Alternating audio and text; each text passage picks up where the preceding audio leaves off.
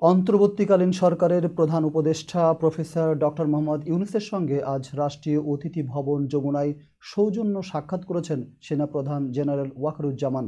আজ বুধবার আইএসপিআরের এক সংবাদ বিজ্ঞপ্তিতে এ তথ্য জানানো হয়েছে। সাক্ষাৎকালে সেনাপ্রধান দেশের সামগ্রিক নিরাপত্তা পরিস্থিতি এবং সেনাবাহিনীর চলমান কার্যক্রম সম্পর্কে প্রধান উপদেষ্টাকে অবহিত করেন।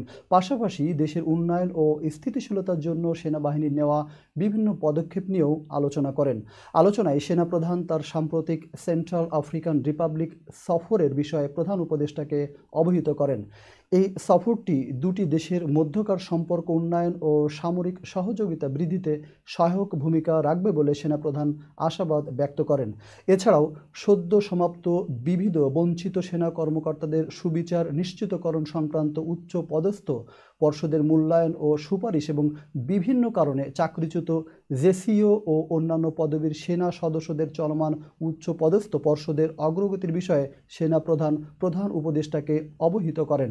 পরিশেষে জুলাই আগস্ট গণ অভ্যুত্থানে আহত ছাত্র জনতার চিকিৎসায় বাংলাদেশ সেনাবাহিনীর নেওয়া বিভিন্ন পদক্ষেপ সম্পর্কেও তাকে অবহিত করা হয়।